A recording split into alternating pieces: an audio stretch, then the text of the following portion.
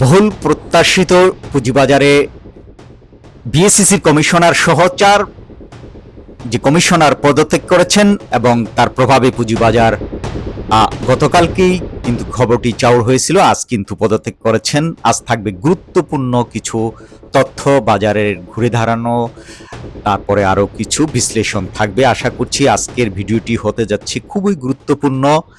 আপনারা স্কিপ না করে প্রতিটি বিষয়ে মনোযোগ সহকারে শুনবেন। আমরা যখন ভিডিওটি করছি তখন 4 জুন দুপুর 1:11। এ সময় কিন্তু লেনদেন 975 কোটি টাকার ঘুরে চলে গেছে। টিসিএক্স বেড়েছে 27 পয়েন্ট, অবস্থান করছে 5469 পয়েন্টে। ডিএসএস ইন্ডেক্স 7 পয়েন্ট বেড়ে 1106 পয়েন্টে। ডিএস30 ইন্ডেক্স 7 পয়েন্ট বেড়ে 2064 পয়েন্টে। 245টি প্রতিষ্ঠানের দর বেড়েছে, কমেছে 87টির। 58টি প্রতিষ্ঠানের দর রয়েছে অপরিবর্তিত। অন্যদিকে ইন্ডেক্স মুভা যে অর্থাৎ পজিটিভ মুভমেন্টে যে শেয়ারগুলো রয়েছে, এই বাজারে যে শেয়ারগুলোর দিকে সবার নজর, সেই শেয়ারগুলোর মধ্যে রয়েছে Walton hitech industries, Reliance insurance, Beximco pharma, BSC, Lafarge Holcim, BRAC bank, তারপর রয়েছে পিএনআইসিএল অর্থাৎ Bangladesh national insurance company limited. এরপরে রয়েছে Olympic industries, Beacon pharmaceuticals, power grid. এই 10টি প্রতিষ্ঠানের দিকে নজর বিনিয়োগকারীদের। আজ আমরা পুরো বিস্তারিত তথ্যে যাচ্ছি না, আমরা আজ রাশেদ মাকসুদের পদত্যাগ সংক্রান্ত বিষয়টি গুরুত্ব দিয়ে আজ সেই বিষয়ে বিস্তারিত আলোচনা করব। আজ এই বাজারে যে প্রতিষ্ঠানগুলো হল্টেড হয়েছে সেই প্রতিষ্ঠানগুলোর নাম এক নজরে এখন দেখে নেই। আনোয়ার গ্যালভানাইজিং, এই প্রতিষ্ঠানটির দর 9 টাকা 90 পয়সা বেড়ে 109 টাকা 70 পয়সায় হল্টেড হয়েছে। বিডি ওয়েল্ডিং, এই প্রতিষ্ঠানটির দর 1 টাকা 50 পয়সা বেড়ে 17 টাকা 10 পয়সায়। Bangladesh national insurance company limited, এই প্রতিষ্ঠানটির দর 9 টাকা 50 পয়সা বেড়ে 105 টাকা 40 পয়সা হল্টেড হয়েছে। এমারাল ওয়েল্ড হল্টেড হয়েছে। ICB bank, Maxon spinning, metro spinning, northern insurance এবং TSP mutual fund, Regent textile, Reliance insurance, তারপর সিল্কো ফার্মাসিউটিক্যালস, সোনারগাঁ টেক্সটাইল, এই প্রতিষ্ঠানগুলো আজ হল্টেড হয়েছে। তবে হল্টেড হওয়া প্রতিষ্ঠানের দিকে নজর অবশ্যই রাখবেন। কোন কোম্পানিগুলোর ফ্যাক্টরি এবং খারাপ অবস্থায় রয়েছে সেই সব শেয়ার থেকে আপনারা বুঝে শুনে বিনিয়োগ করবেন। এখন আসি মূল খবরে। বহুল প্রত্যাশিত বিএসইসি চেয়ারম্যান সহ 4 কমিশনারের পদত্যাগ। বাংলাদেশ সিকিউরিটিজ অ্যান্ড এক্সচেঞ্জ কমিশনের চেয়ারম্যান খন্দকার রাশেদ মাকসুদ সহ 4 কমিশনার পদত্যাগ করেছেন। কমিশনাররা হলেন মোহাম্মদ মহসিন চৌধুরী, মোহাম্মদ আলী আকবর, ফারজানা লালারুক ও সাইফুদ্দিন। বৃহস্পতিবার সকালে অর্থ মন্ত্রণালয়ের আর্থিক প্রতিষ্ঠান বিভাগে পদত্যাগপত্র জমা দেন, অর্থাৎ আজকে সকালেই কিন্তু জমা দিয়েছেন। রাশেদ মাকসুদ 2024 সালের 18 আগস্ট 4 বছরের জন্য বিএসইসি চেয়ারম্যান পদে নিয়োগ পান। কমিশনার হিসেবে একই বছরের 2 জুন মোহাম্মদ মহসিন এবং অর্থাৎ 2024 সালের 18 আগস্ট 4 বছরের জন্য বিএসইসির চেয়ারম্যান পদে নিয়োগ পান রাশেদ মাকসুদ। আর কমিশনাররা একই বছরের 2 জুন মোহাম্মদ মহসিন চৌধুরী, 28 জুন মোহাম্মদ আলী আকবর, তারপরে 3 সেপ্টেম্বর ফারজানা লালারুক এবং সবশেষ 2025 সালের 29 জুলাই মোহাম্মদ সাইফুদ্দিন নিয়োগ পান। 2 বছরের জন্য তারা নিয়ন্ত্রক সংস্থা বাংলাদেশ সিকিউরিটিজ অ্যান্ড এক্সচেঞ্জ কমিশনের এই পুনর্গঠন করা হবে বলে ঘোষণা দেন অর্থ পরিকল্পনা মন্ত্রী আমির খসরু মাহমুদ চৌধুরী। গত কালকে কিন্তু এই ঘোষণা দিয়েছিলেন যে আগামী 2 সপ্তাহের মধ্যে শেয়ার বাজারে এই পরিবর্তন করা হয়। তার পরিপ্রেক্ষিতে কিন্তু আজ এই সিদ্ধান্ত হলো। অন্যদিকে বাজারে শৃঙ্খলা ফেরাতে কিন্তু এই পদক্ষেপের বিবরণ জানিয়ে দিয়ে কিন্তু বিএসইসি চেয়ারম্যান এই পদত্যাগ করেছেন। বাংলাদেশ সিকিউরিটিজ অ্যান্ড এক্সচেঞ্জ কমিশনের চেয়ারম্যান খন্দকার রাশেদ মাকসুদ দায়িত্ব পালন শেষে পদত্যাগের ঘোষণা দিয়েছেন।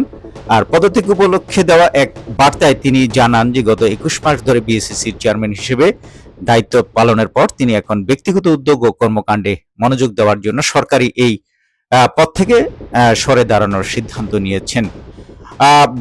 বার্তায় তিনি উল্লেখ করেন যে বর্তমান কমিশন দেশের শেয়ার বাজারের অত্যন্ত অস্থির ও চ্যালেঞ্জপূর্ণ সময়ে নেতৃত্বের যে দায়িত্ব গ্রহণ করেছিল, দায়িত্ব নেওয়ার পরেই বাজারের আইনি কাঠামো সংস্কার এবং শৃঙ্খলা প্রতিষ্ঠার লক্ষ্যে দীর্ঘমেয়াদী সংস্কার কার্যক্রম শুরু হয় এবং সেই বিষয়ে তিনি বিস্তারিত কথা বলেছেন। এই খবরটি অবশ্য আপনারা sharebusiness24.com থেকে দেখে নেবেন। এখন আমরা আসি যে রাশেদ মাকসুদ পদত্যাগ করার ফলে বাজারে কি কি পরিবর্তন বা কি বার্তা দেবে তার একটি বিশ্লেষণ আমরা দেখি।